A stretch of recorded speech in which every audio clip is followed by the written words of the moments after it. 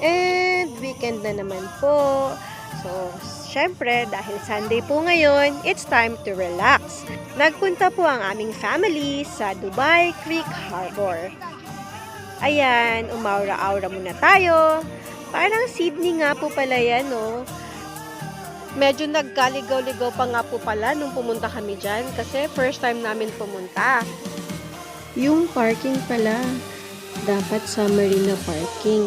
Underground parking siya, pero kapag umakyat kayo sa stairs or sa lift, dadiretso na po kayo sa Marina area. Sabi pala ng ate ko, para daw tong The Point. Pero wala nga lang dancing fountain. Pero meron sila nung parang ganito oh. Naliligo na nga yung mga bata sa sobrang tuwa nila. Medyo mahaba-haba rin ang lakarin pero okay lang kasi medyo malamig ng panahon ngayon. Sa mga nagko-commute po pala, pwede po kayo